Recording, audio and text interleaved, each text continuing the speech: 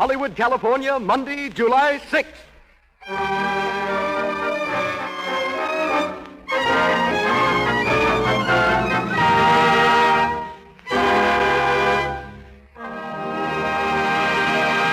The Lux Radio Theatre presents Lionel Barrymore in the Voice of Bugle Ann with Porter Hall and Anne Shirley.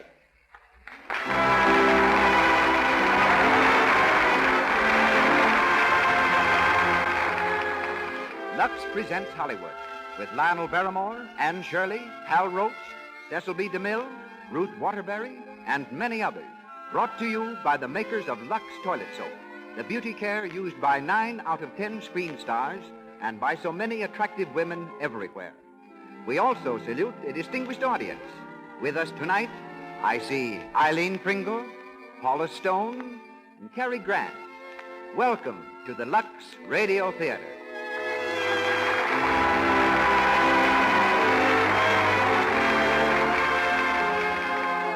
As producer of the Lux Radio Theatre, we present one of the most distinguished personages of the entertainment world.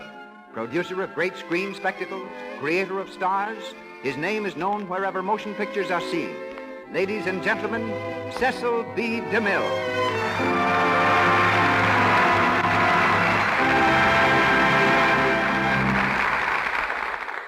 Greetings from Hollywood, ladies and gentlemen. The history of the American theater should be read by gaslight, because it was by gaslight that its most colorful chapters were written. A popular song of the day was Two Little Girls in Blue. Horse cars were running on Broadway. Cherishes was the place to eat after the theater. Handsome cabs scurried through Central Park. The fashionable figure was the hourglass silhouette.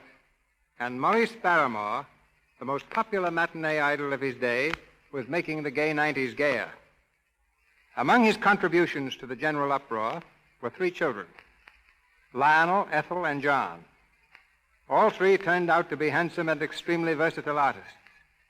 But it seems that in everything I've done, Lionel has preceded me. We were the thoroughly unknown sons of famous parents. But when I went on the stage, Lionel was already there. When I started making pictures in 1913, he had been in the movies 4 years. When the screen switched from talkies, he directed the first all-color talking and singing film, The Rogue Song, starring Lawrence Tibbett. And when I came on the air, he was already so well identified with radio that people were calling him Mike. But at last I have Lionel exactly where I want him, in a DeMille production. The production is The Voice of Bugle Ann by McKinley Cantor. And here is our star, Lionel Barrymore.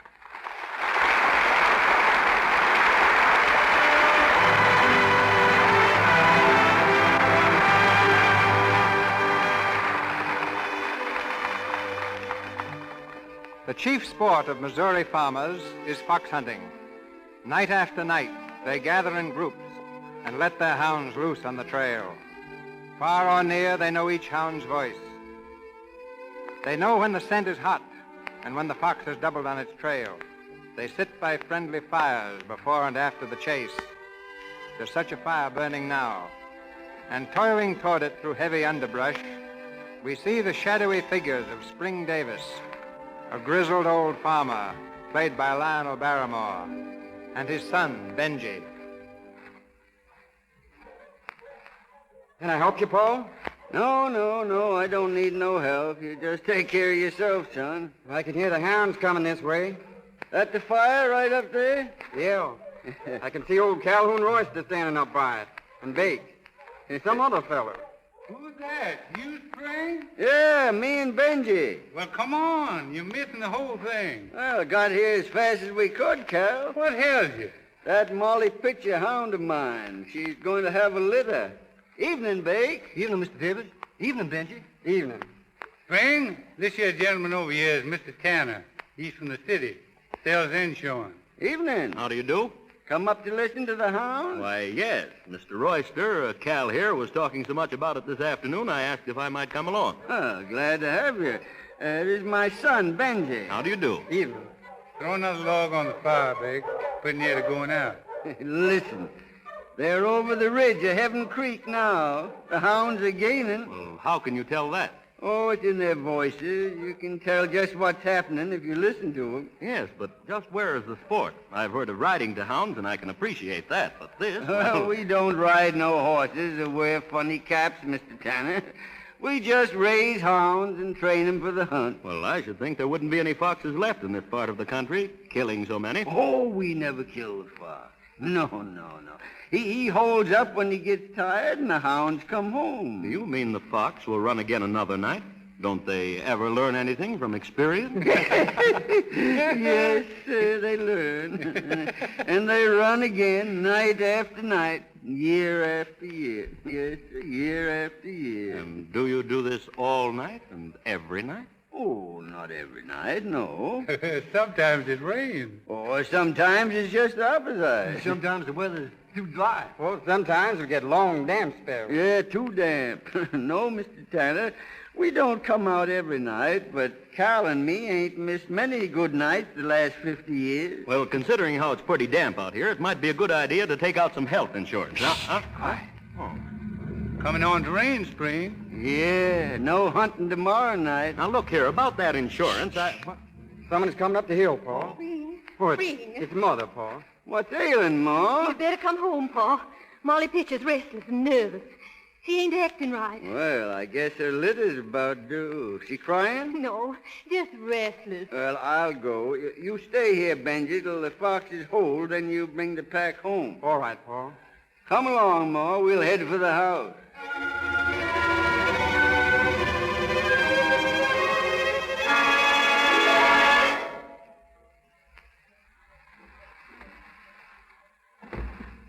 Well, Paul, I guess it ain't no use. is she stayed? Yeah. Molly was, well, she was always a timid little thing, and the lightning and thunder and being a mother was just too much. I guess so, Spring. Too bad. Yeah, too bad. How's the litter? Well, here they are, 5 of them. Let me see. Cute, ain't they? Yeah.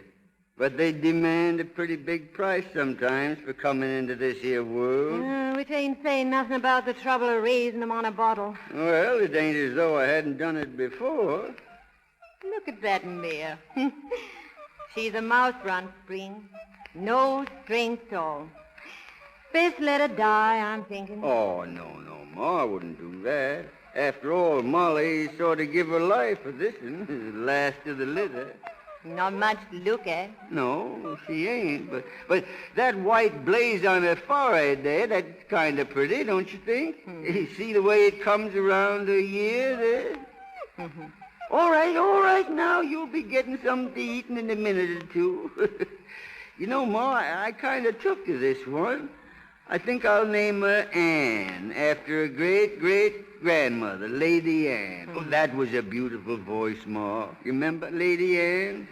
But maybe this one will have a beautiful voice, too.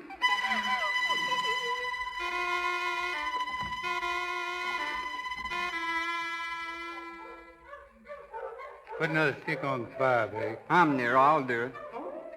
There she is. Listen, Carol. There never has been a sound like that in Heaven Creek County till that little pup come along. Well, it's the strangest sound I ever heard. Yeah, well, that's why I asked you to come here tonight, Mr. Tanner. This is the first hunt. You were here the night she was born. That makes me kind of feel like her uncle. Yes, sir. Just about a year ago it was. I called her Lady Anne then. Lady Anne, that is, till I heard her voice, the sweetest voice in the world. Clear and soft like a bugle. And you renamed her. Yeah, she's Bugle Ann now. Bugle Ann. There she is again, Paul. Heading the pack. There never has been a tune like that in any throat in Missouri. And there won't be any more like her when she's gone. Spring, you're just plumb foolish over that animal. Well, why wouldn't it be? I waited a long time to have a hound like that. Yes, sir. Well, I should think it'd be worth it. Well, you see, sir, it's a matter of breeding good hounds and understanding them and kind of, well, being fond of them. Yeah, their turn. Yeah. Swinging up past old Camden place. Yeah, I heard someone's moved into the old house. I ain't heard. No, I have, and I've been meaning to speak about it. Yeah, Bake? It's some of the Camdens that's moving in up there. They're coming back home. The Camdens was great hound people in their day. That's 20, 30 years ago. Yeah, but this is the son-in-law of the old Camdens, and his name's Terry. And he aims to raise sheep. Sheep? Well, that means a fence. Sarah Lance's pa was at the lumber yard, and this fella Terry was there. He was ordering posts and wire. Wire? What kind of wire? Wolf wire. Hog-tied, bull-strung, and horse-high. I remember this Jacob Terry. Sure enough. He married Effie Camden. I heard she died up in Jackson County, leaving one daughter. It seems to me the daughter's first name was Camden. Well, I wouldn't call this Jacob Terry a pleasant man. Yet he once whipped a horse with a hunk of hickory. Oh, well, you can't condemn a man on what you hear. Any man can be reasoned with. Maybe we can reason with him about this fence. Why do you object to Terry having a fence, Mr. Davis? Well, in the first place, a fox hates such a fence. See? He's liable to shy off and leave the country because of it. But some foxes do like it, and that's even worse. Because a hound runs about 15 miles an hour, and he hits a wove wire fence in the dark. Now, the fox is little. He's got through without choking to death, but the hound, he's likely to get hurt. Well, you can't get good hunting in countries where they put fences across the fox range. No, I reckon we better make a visit on this here Jake Terry tomorrow. Nobody's ever put up such a fence in these parts. There's Bugle Ann again. They've holed. I guess we better call her back, Paul. Yeah, hand me my horn, Benji. A bugle? Will she come for that? Yes, sir. And there's nobody in the world got leave to call Bugle Ann except me.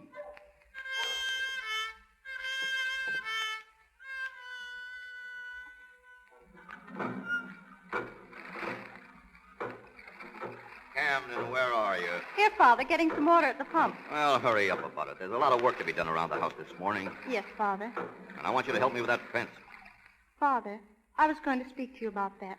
Must you put up a fence? Why shouldn't I? Well, the people around here do a lot of hunting. I know it. I heard them all last night. There'll be no hounds running over my property. We're going to raise sheep. I love the sound of hounds. It's really beautiful. Rubbish. I can't stand the sound of them, the sight of them, or the fools that make a fuss over them. Oh, but it's just a game, Father. Why, I've often heard Mother tell how they used to sit around the bonfire at night, right out there on the ridge. It's in your blood, too, I guess. Your mother was more interested in dogs than she was in me. You're her daughter, all right. Please, Father, let's not quarrel. Oh, get on with your work. I've got better things to do than argue with you.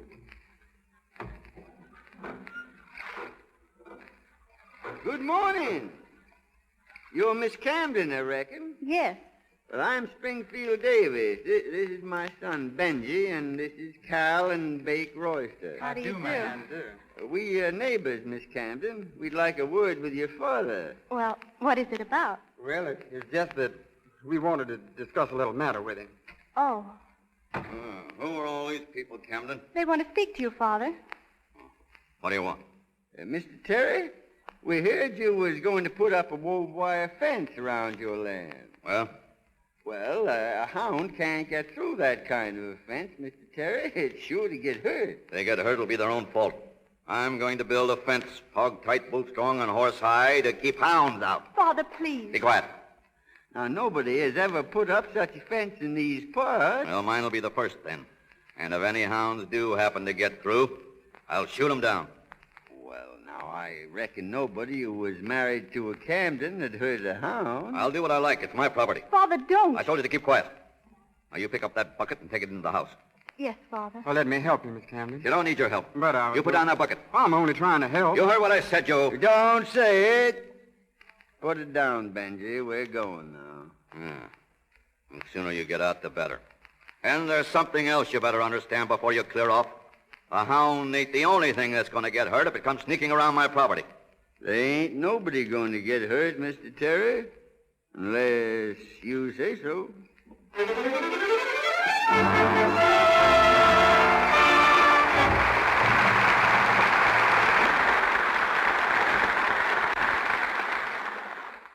You're in the Lux Radio Theatre on Hollywood Boulevard. Our play, The Voice of Bugle Ann. Our star, Lionel Barrymore. We shall resume the play in just a moment.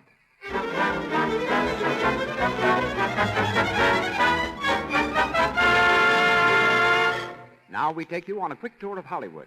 Sightseeing buses do a tremendous business here in the world's great movie capital. Picture yourself on one of these buses now, going down Hollywood Boulevard. Don't miss anything. Here's the tour conductor. Corner of Hollywood Boulevard and Vine, ladies and gentlemen. Most famous intersection in Hollywood. A few doors to your right, down Vine Street, the popular Brown Derby Restaurant. Now, straight ahead, on your right, the Lux Radio Theatre, the most famous radio theater in the world. Well, will you look at the Lux Radio Theatre? Why, I always thought it was an imaginary place. Oh, ma'am, it's real. Mother, I knew that. It's the place those wonderful Lux plays are broadcast from. Remember? After I heard the first one, I began to use their Lux toilet soap. Yes, I do remember now. Seems to me your complexion looks much nicer since you started using it. Well, if you can believe Bill, it does. He says my complexion's elegant. Now we are turning into Gower Street, ladies and gentlemen. We see the home of the famous RKO Radio Studios. And as we turn around Melrose... Too bad our bus can't stop. We'd be proud to take you inside those famous studios. Or we could show you Lux toilet soap in every dressing room. Kept there because RKO radio girls and famous RKO radio stars like Irene Dunn and Ginger Rogers prefer this gentle soap. Just like you, they want to keep their skin lovely, free from dullness, tiny blemishes, and enlarging pores that mean cosmetic skin. Lux toilet soap guards against this danger because its active lather removes dust and dirt, stale rouge and powder thoroughly. We know you'll like the way Lux toilet soap keeps your skin. Try it.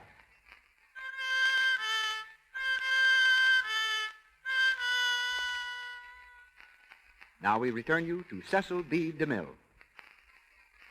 We continue with the Voice of Bugle Ann, starring Lionel Barrymore.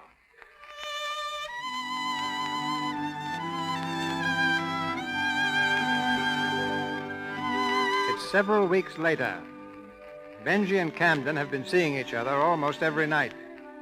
They stand together now by the rail of a rustic bridge, gazing into the stream below.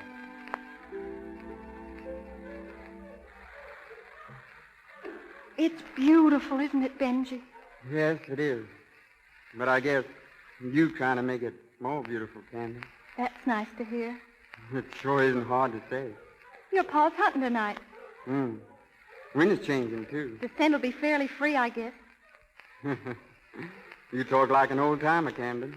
It must be in the blood. I guess it is. I lay awake nights listening to the dogs.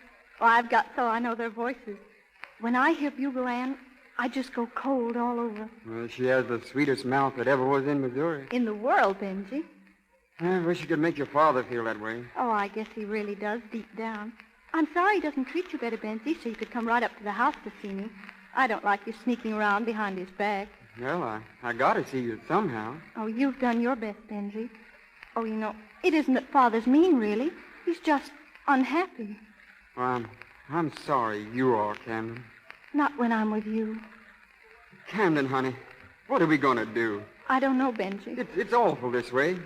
It's all so hopeless. I know. Listen. They're heading over toward your place. I hope they have sense enough to keep away from that wire fence. Oh, Benji, if they ever ran into it. I think I better go find Pa. If Bugle Ann ever gets hurt, he won't be responsible for anything. Benji, I'm worried. Well, I'll be all right. Come on.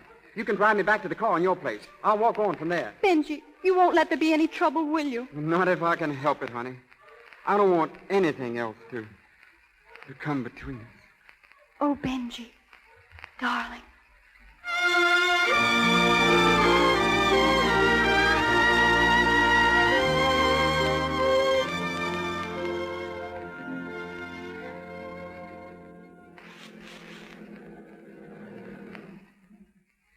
Thanks, Camden. I'll see you tomorrow. Wait, Benji. Well, what is it? Look over there by the fence, those men. It's Paul. Something's happened. Come on. I'm telling you once and for all, Spring Davis, get out of my pasture and get out now. You can put that gun down, Mr. Terry. It don't scare us at all. I come in here after my hound. Well, it ain't here. If it was, it's got no business among my sheep. It's Bugle Ann. She wouldn't hurt nothing. But she's so small she could come through your fence when a fox brings her here. Yeah? Well, get this straight, old boy. I'm going to raise sheep, and I don't care a hang for all the hounds in Missouri. Now, you keep yours off my land, or they'll get a dose of number 10 shot in the hind end. Well, what's the matter, Paul? Something's happened to Bugle Ann. I can't find her. You can get out of here, too, Benji Davis. There's more than just hounds give me a peeve, and you know what I mean. If you're talking about Candy, Mr. Terry... I am. And if you know what's good for you, you'll stay away from her. Listen! Listen to that. It's Bugle Ann. Yeah. Mr. Terry, I'm glad for both of us that Bugle Ann's out there running safe and sound. It's a good thing for you she's out there and not in here. Foxhounds and Davises, they're all the same breed. And I'll kill any cur that steps on this grass. Jake Terry, if you shoot a Davis hound, I'll blow you clean to glory. Come on, Benji. Cal. Better round up the track, Spring. Getting kind of late to be out. Good-for-nothing ridge runners. Father, What do you want? it isn't all their fault. They were trespassing on my property. I know, but, Father, you could put up a fence that would keep your sheep in and not hurt their dogs. Oh, you're siding with them. No, Father, I'm not. Your mother always sided against me with her people. Oh, but you're so unreasonable. Those folks don't want any trouble. Why, they'd like to be friendly with you. Oh, I see. So they're already your friends. Sometimes I don't understand you, Father. Where were you tonight? I was out in the car. You said you were going to a picture show. I changed my mind. It was so warm. You lied to me. You just wanted to lollygag with a no-account lazy pup who... Stop it! I won't let you talk that way about Benji Davis. I said I didn't want you to see any more of him. Oh, listen, Father. Didn't you ever love Mother a little? Even in the beginning Don't try to get around me. I told you to stay away from me. You've got no right to say it. I've got to see Benji. You'll not lie to me again or disobey. I love him. And what you say or do won't make... Maybe that'll make some difference. That's the last time you'll ever strike me, Father. It ain't the first and it ain't the last. You'll do as I say. I'm leaving you, Father. I'm leaving you tonight.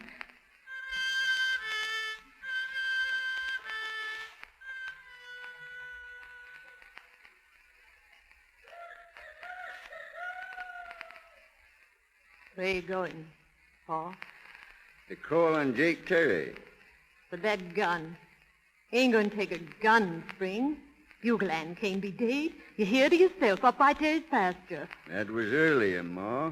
I called her all last night, but she didn't come to me.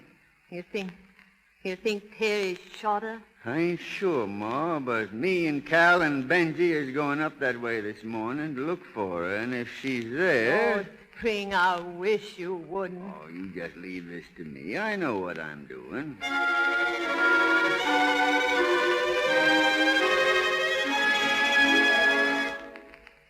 Don't see any sign of her, Spring. Well, she isn't here, that's sure. Paul, come on, let's go home.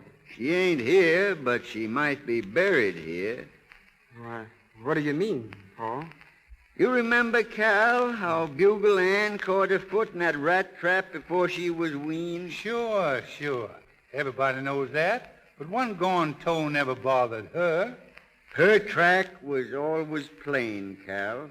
I've been looking for her track up here, and there it is. Oh. Right there in the mud. You see it, Cal? Plain as daylight. Uh-huh. I reckon it'd stand in court just like fingerprints and such. She passed here on her way home, and Jake Terry shot her.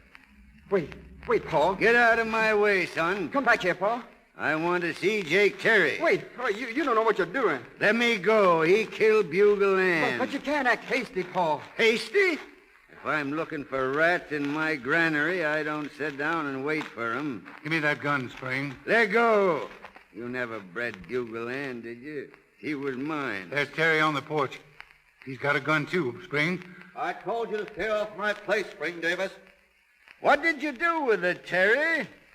What did you do with Bugle Ann? Get out of here, you old devil. You better answer me. I never killed your dirty hound, but I'll put some slugs into you if you don't get out of here. Look out, Paul. Oh, you hit it. I reckon I did.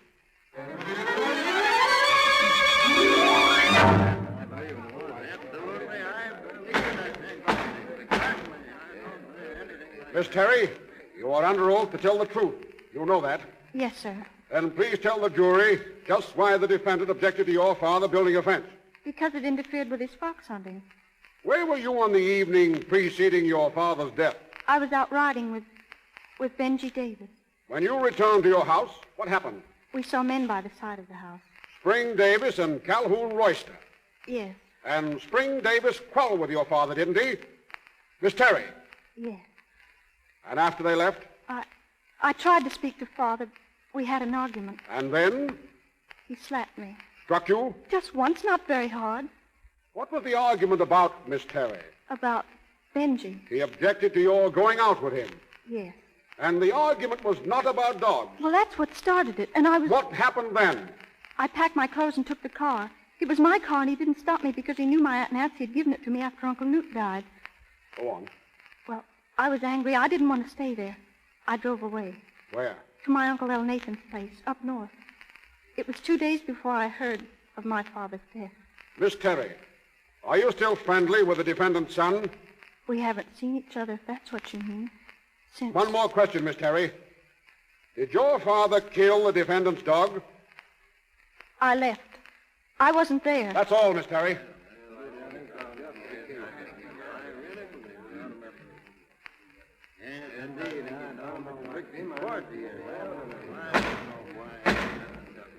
Now, Mr. Davis, tell me this. You never found the body of the dog, did you? No, sir. We never found her. And it's true that you and your friends, after the killing, made an intensive search of the premises for it. Well, we knew she'd been there. I couldn't mistake her footprint because she was one toe shy. Never mind that. You went over Mr. Terry's fence and into his yard armed, didn't you? That's correct. You were prepared to kill. I object, Your Honor. Objection overruled. Answer the question, Mr. Davis. I told Jake Terry if he harmed Bugle Ann, there'd be trouble. Do you mean to tell me you were prepared to kill a man because of a dog? Oh, now, wait a minute.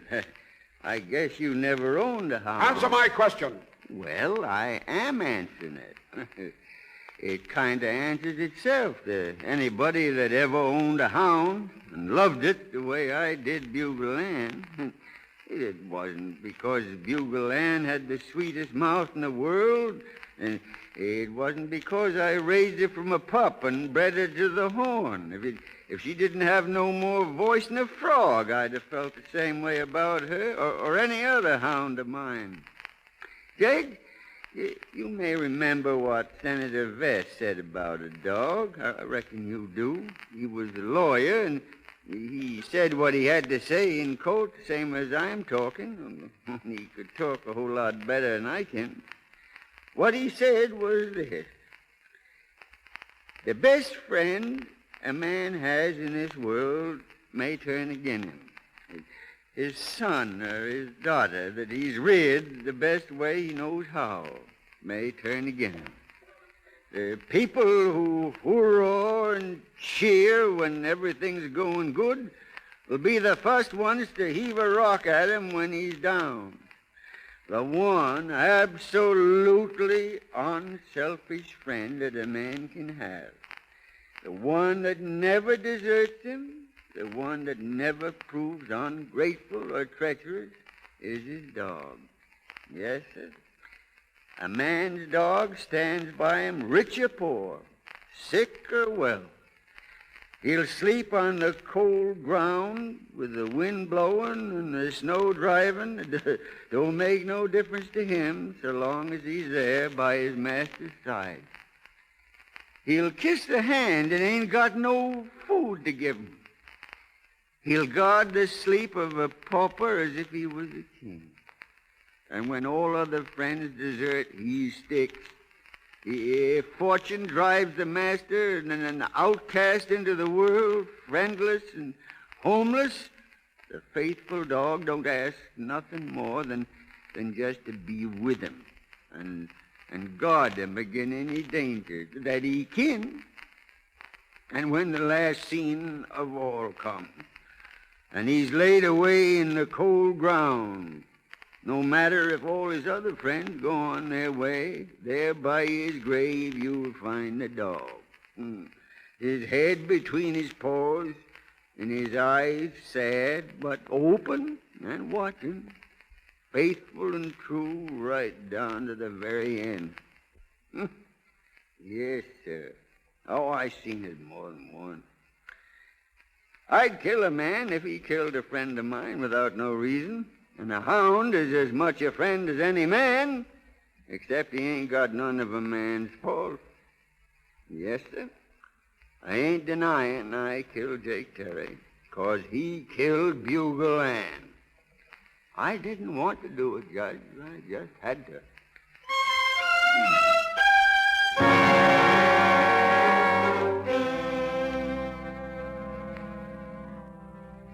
Has the jury considered its verdict? We have. We find the defendant guilty of murder.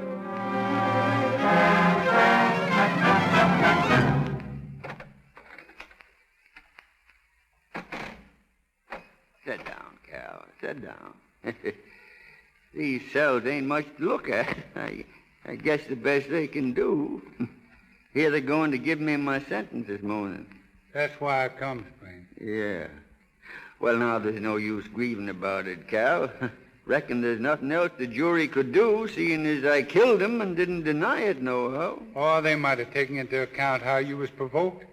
He killed Bugle Ann, didn't he? Yeah. And he would have killed you, too, if you hadn't have given him the death shot first. Yes, well, now, don't worry about me, Cal. It ain't going to be so bad up there in Jeff City. A lot of men stand it, and they ain't no tougher than me. I'm sorry for Ma and Benji, though. You'll do what you can for him, Cal. You know I will, Spring. You tell Benji that Camden's really a fine girl, and I hope maybe someday it'll work out for him. It's much worse for them two young uns than it is for me. You know, Cal, I ain't done much reading lately, and this will give me a sort of chance to catch up. Oh, I'll send you the Red Ranger and the Hunter's Horn to read. Oh, now that's mighty fine of you, Cal. Spring, no, sure. Don't feel bad, Cal. It's all right. It ain't nothing. I'm kind of looking forward to the chance of getting myself in good physical shape again. I heard they got a lot of exercise up there. I reckon I've been setting out in the wet too much nights. Guess I won't be setting out nights up there much. All right, Davis. They want you in the courtroom. Yes, sir. Say, Cal, I'm kind of nervous about this. You know, I never was sentenced before. You go ahead, Cal, and tell Ma and Benji not to take it too hard. Goodbye, Spring. Goodbye. I'll do the best I can. Yes.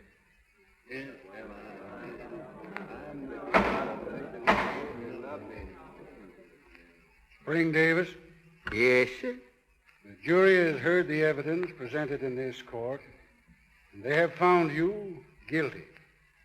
The court hereby sentences you to the state prison for a period of 20 years for the crime of which you've just been convicted. Spring. No. It's all right, Ma. Don't carry on now. But 20 years. It ain't right, No, Spring. no, Ma. No. I'm awful sorry to bring this trouble on you, Ma. I'm awful sorry, Ma.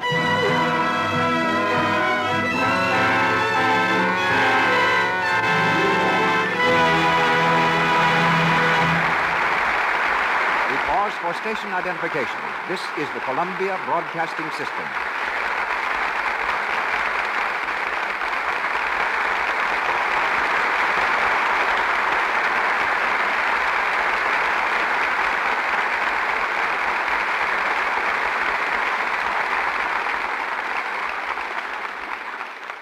This is Cecil B. DeMille speaking to you from the Lux Radio Theatre in Hollywood.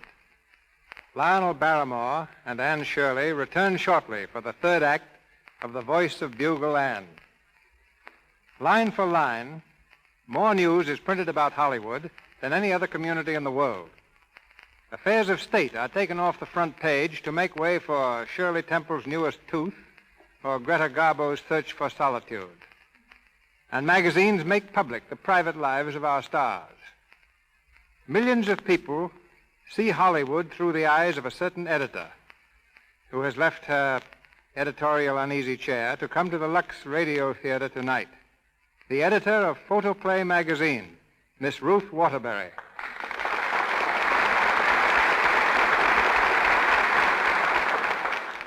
Thank you, Mr. DeMille. You know, when an editor interviews a director, that's not news. But when a director interviews an editor... That's a radio program.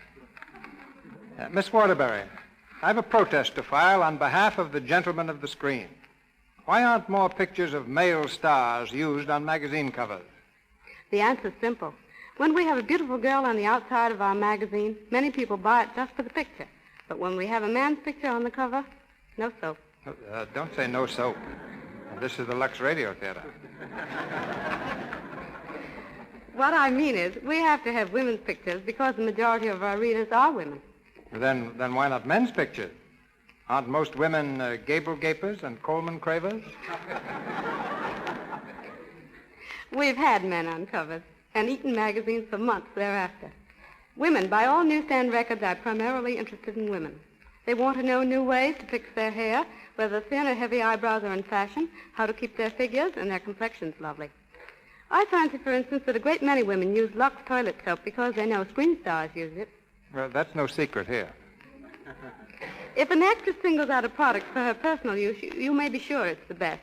Yes, when the stars take the cake, I mean when the stars take the cake, Miss Waterbury, just one. What you're trying to say is, when the stars take the cake, Lux is the cake they take. In any event, Hollywood is teaching women the tremendous importance of personal appearance, and it's teaching the world that glamour is not a quality you're necessarily born with. In other words, you, Mr. DeMille, the great glamour creator, know that glamour is just learning how to emphasize one's own personality. This, I believe, is why Hollywood today is dominating the news of the world. It is every woman's inspiration. It is teaching every woman how to emphasize her own best points. Thank you, and good night. Good night, editor.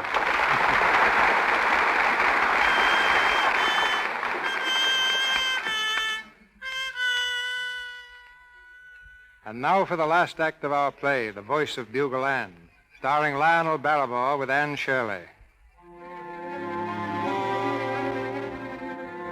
Almost a year has gone by since Spring Davis was condemned to prison. It's late evening, and in the kitchen of the old farmhouse, Benji and Mrs. Davis are sitting tensely in their chairs. They seem to be waiting for something, half expectant, half frightened. Mrs. Davis breaks a long silence. Benji, Yes? are you going out searching again tonight? We've searched and searched. Almost every night for 2 weeks. She's never answered the phone. I heard her, and you heard her.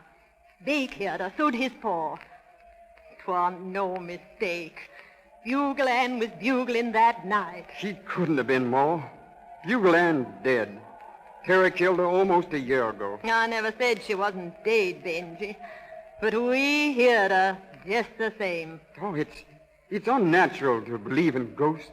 She was leading a pack. I'd have knowed her voice, Benji. And if she'd been alive, she'd have come when you called her. I guess the pack that she's been leading could go through a hog-tight fence like so much dishwater. Because there ain't no fences where they've been. No more. I guess the great hounds have got a place of their own to go to after they run the last race here. Benji, I've been meaning to ask you. Didn't Camden ever write you nor nothing since the trial? Huh? Oh, no, she never did, Ma. I ain't never heard a word. You know where she is, don't you? Up with Uncle. No, I know, but... Oh, what's the use? There can't ever be nothing between Camden and me. Not now. If she loves you, Benji. How can she? My father killed her father. There's a murder between us. Benji. Oh, I'm not saying Thor wasn't right. I'll do the same thing in his place. But that doesn't change things. Nothing can change things. Benji. Shh. There it is again. She's back, Benji. She's come back. Don't say that, Ma. Ma, it isn't possible. Possible or not, Benji, that's the voice of Bugle Ann.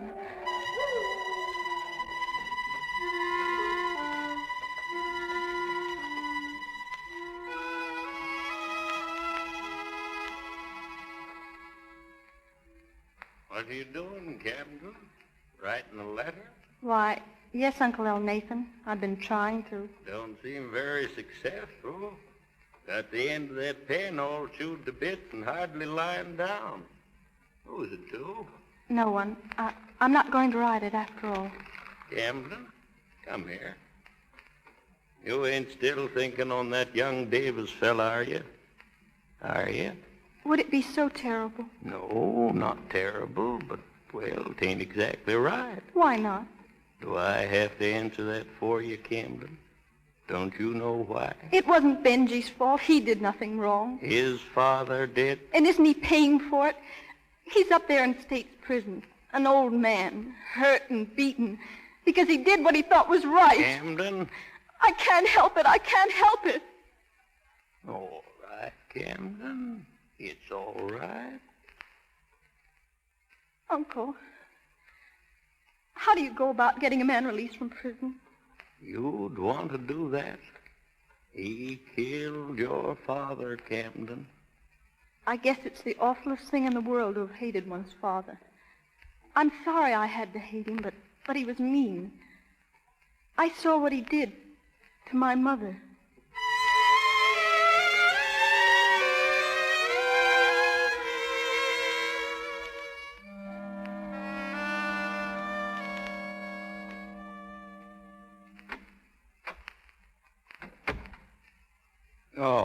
Come in, Davis. Thank you, sir. Thank you.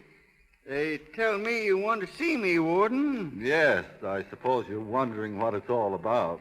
Well, about the only thing I could figure was maybe I wasn't doing so well as a gardener. Maybe you was sending me to some other prison. No, nothing like that. Mr. Davis, you're free. Free? That's right. But the judge said 20 years, and it's only nigh under 4. Here's your pardon from the governor. And I can go home? That's it. But this got me kind of stamped. The governor don't know me, and I never had the honor of meeting him. Well, perhaps you've got some influential friends. No, I guess not. At leastwise, not that I can remember being on speaking terms with. Well, it all came pretty much as a surprise to me, too, but you can go home. Home? I reckon that'll be kind of nice. Ma and Benji been writing, but it ain't like having your kinfolk close around now. Is it, Mr. Hanrahan? All right. I'll telegraph your wife you're coming. Thank you, sir. Thank you. Goodbye, and good luck, Mr. Davis. Thank you, Warden. Thank you.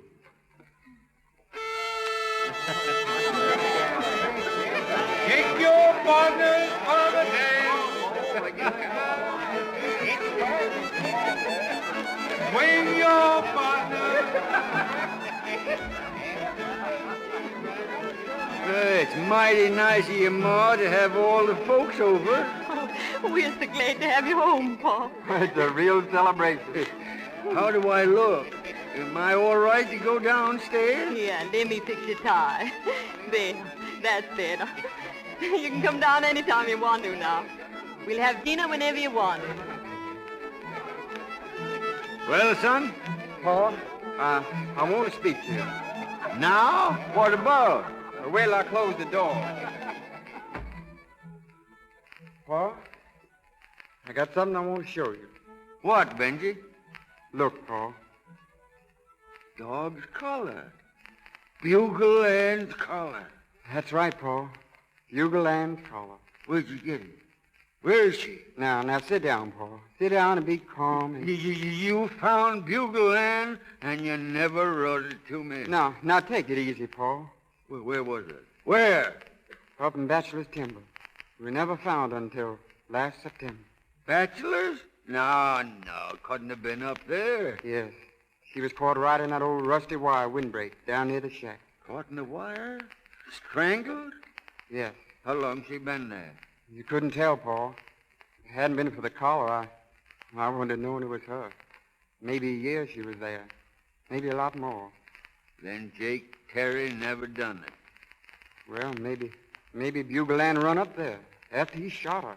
Or maybe... Oh, stop your foolish talk. Well, that ain't the whole story, Pa. There was a time, the 1st of June, after you went up there, when we heard her bugling in the woods beyond Heaven Creek. She was alive then? Yes. But 3 nights ago, the night we heard you were coming home, we heard her again, Pa. 3 nights ago? We heard Bugle Ann. There was a time when I'd laughed my head off at that, but I've had plenty of time to think these last 4 years. There was funny things in the Civil War, boy, my father told me about, and there's been funny things other times. Now, I don't say you heard Bugle Ann the other night, but you did hear something. Mighty often I thought I heard her clear off in Jeff City. 3 nights ago you heard her. Yes. Not since. Well, there's been rain. Well, there ain't no rain tonight. Oh. We listen tonight, Benji. You and me and Cal and Bake, like we used to. I'll have my horn along, and if I hear her voice... Oh, listen. If I hear her voice, I'll call her home.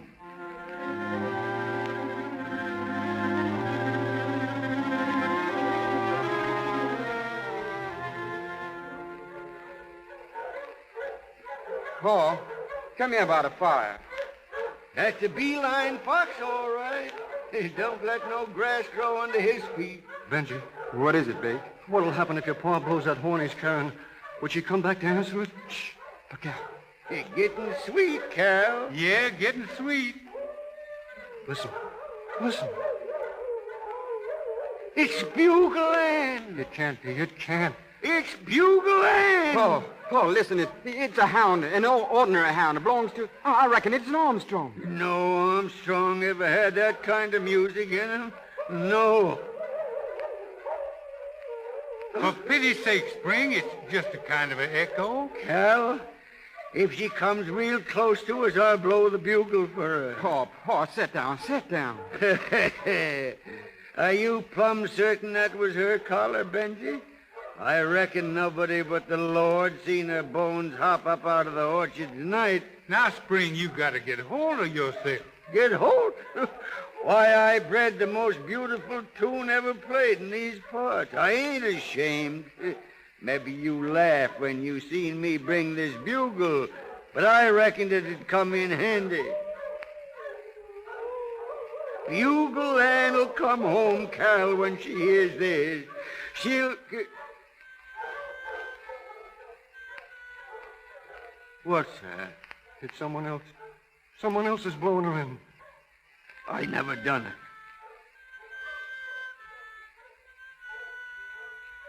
I never gave no one else leave to blow her in. Well, where'd the call come from? Up on Heaven Ridge, your path. We'll find out where right now. Come on. There it is. Another fire. There's a hound walking back and forth. That's it. That's the hound. Wait. There's a girl there. She's looking right at us. Sees us, too. Oh, it's Camden. Camden? Come on. Camden. Good evening, Benji. Well, what are you doing here? Was it you blew them notes? Yes, I did. Twice. That hound. What hound is that? I raised her. But it's got her voice. It's got Bugle Ann's voice. Yes, I know. I used to hear her. I tell you, the Lord never made no 2 hound voices alike. Same kind of mouth and all, he never did. What is it all about, Camden? This hound, she was hers, Benji. She's Bugle Ann's puppy. There were 4 more, but only this little one had the real bugle mouth. Bugle Ann? She never had no pup. Mr. Davis, my father never killed Bugle Ann. Ah, we know that. The boys found a skeleton over there by Bachelor's, and they heard her voice in the woods. But I still say she never had no puppies. That night, I drove out of the yard just like I told in court. Bugle Ann was coming past the gate. I couldn't see her in time. I couldn't. It was an awful sharp turn, and I ran over her. I got out and picked her up. She wasn't dead, and she didn't seem to blame me. I was afraid there'd be trouble over her being hurt. Well, where did this dog get her voice? I took her up to Uncle Al Nathan's in Jackson County. After we heard what had happened, I didn't dare tell the truth. It would have been worse for you if the jury knew that Bugle Ann wasn't really dead at all. Go on. Please, Camden. I nursed Bugle Ann back to health. There were 5 pups, but, this one was like her. What happened to Bugle Ann? She waited till they were weaned. Then she left one night. There was a moon. She wasn't strong enough to run, but she did go away. We traced her 15 miles next day, then lost her for good. Likely she was heading for home when she struck a fox and you folks heard her. We never knew she was dead for sure, but we always thought she'd been killed trying to get back home.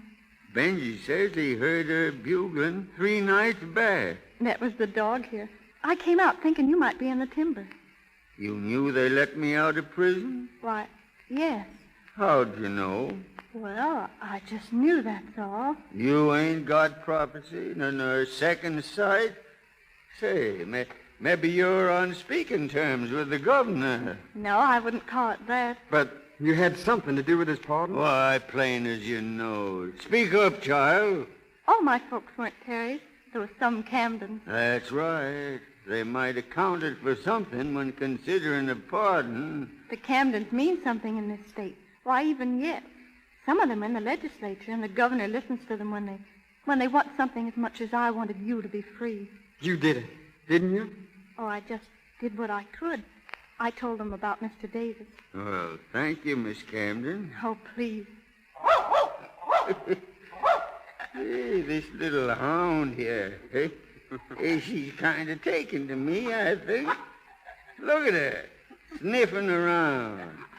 Well, I reckon you 2 youngsters got things to talk over. Well, I have. Camden. Not now. But it's going to be all right, isn't it? If you want Benji. Sure he does. He's been mooning around ever since you left, his mother tells me. Well... Wait, Mr. Davis. I brought the dog for you. I'd like you to have her. For me? Well, that's mighty nice of you. I trained it at the horn, just the same as Bugle Ann. Well, what you call her? Little lady. Little lady, huh? Well, you've got quite a mouth, little lady. And spotted just the same as your ma. She's got the same voice. Yeah. And it's going to sound mighty pretty. Coming clear across the hills. Mighty pretty, little lady.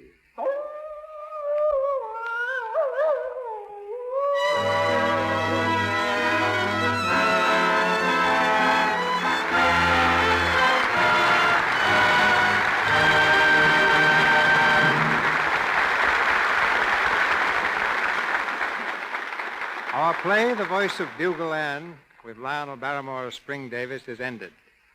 But in a moment, you'll hear him again as Lionel Barrymore.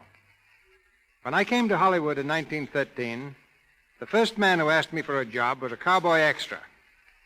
I still have the notebook in which I wrote his name, Hal Roach. Beside it is the salary he asked for, $5 a day. And beside that, my notation, too much.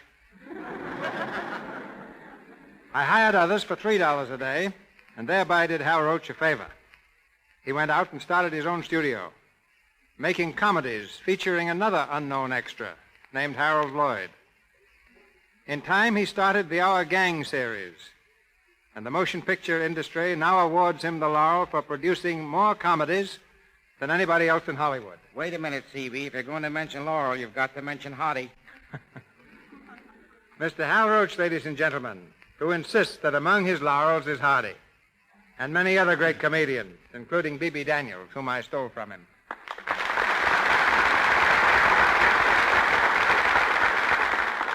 G.C.B., I'm as nervous tonight as that cowboy who asked you for a job.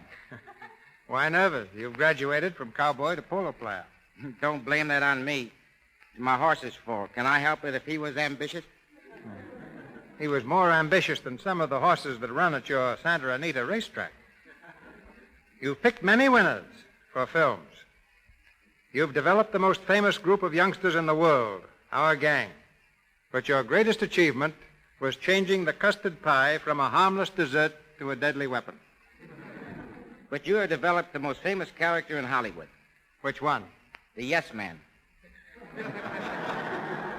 Never heard of him. Yes, Mr. DeMille. Where do you get your child actors? Well, I went through raising those kids. At first, I couldn't get actors for our gang. People didn't want their children in films, and the slogan in Hollywood was, "Mothers, hide your children. Here comes Hal Roach." But now, after 17 years, the situation's reversed, and the slogan in the studio is, "Hide Hal Roach. Here come the mothers." Now, you created a lot of laughter in those years, and millions of people have relived their childhood seeing those comedies on the screen. You're more than a great showman, Hal. You make people laugh and forget their troubles. I can say the same thing for you, CB. Barnum had the greatest show on earth, but you've got the greatest show on the air. I'll be listening every Monday night. But before leaving, I'd like to answer a question asked by countless of fans. Who is going to play opposite Patsy Kelly since the untimely passing of that great comedian, Thelma Todd? I think her successor is one Thelma would have chosen herself, Lita Roberti. So long. So long, cowboy. Few people know that besides his achievements on the stage, screen, and radio, the star of tonight's production is an etcher, pianist, and composer of distinct ability. Hollywood's most civilized actor, Lionel Barrymore.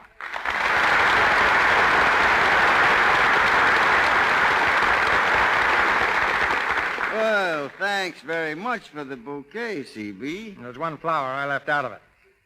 We all know you're a great actor, but few of us know that you invented one of our most important mechanisms, the movable microphone. Well, somebody had to do something. You see, ladies and gentlemen, in the old talkie days, microphones were stationary. They were concealed in places like bookstands and floor lamps, and it was pretty embarrassing for a player to walk over to a vase and say, "Darling, I love you." So I putted around with a few wires and screws and gave us an instrument which follows the player and picks up every word naturally. I hope you remembered to patent it. You know, Edison forgot to patent all the rights of the motion picture machine. That little oversight cost him many millions. But if it hadn't been for that invention, I wonder where you and I'd be right now. Well, you'd probably be writing and directing plays, and I might be a commercial artist. I remember you once deserted the footlights and turned painter, but the paint didn't stick. Now you're an actor and the son of an actor. Well, I guess so. Blood must be thicker than watercolor. I'm looking forward to seeing your portrayal of Andrew Jackson in your next picture, The Gorgeous Hussy. It's going to be quite a change to see you without whiskers. Well, I've been wearing beards and mustaches so long I'd almost forgotten how I looked myself. It's a real relief to be able to wash my face again. With Lux, I hope. Lux? Why, you can't turn around in Hollywood without running into that soap. In one picture, I'm Norma Shearer's father, and she uses it, and then I'm some other girl's uncle, and she uses it. And now I come over here, and there's a broadcast about it. Even Anne Shirley, who played in tonight's show, uses it. I certainly do, Mr. Barrymore. My complexion is no better friend than Lux toilet soap. You see? That's all I hear. Lux, Lux, Lux. And why do you listen? Well, because I like it, too. Good night. Good night, Mr. Barrymore and Miss Shirley, and many thanks. Mr. Barrymore appeared through courtesy of Metro-Goldwyn-Mayer, Anne Shirley, RKO, Louis Silvers, 20th Century Fox, and Cecil B. DeMille and Porter Hall, Paramount. And here is Mr. DeMille with word of next week's play. Next Monday night, the Lux Radio Theatre stars Marion Davies and Joel McCrae in the story of a tempestuous waif, The Brat. It's an exceptional entertainment we've chosen for you, with one of Hollywood's brightest stars in one of Broadway's most brilliant successes. This is the Columbia Broadcasting System.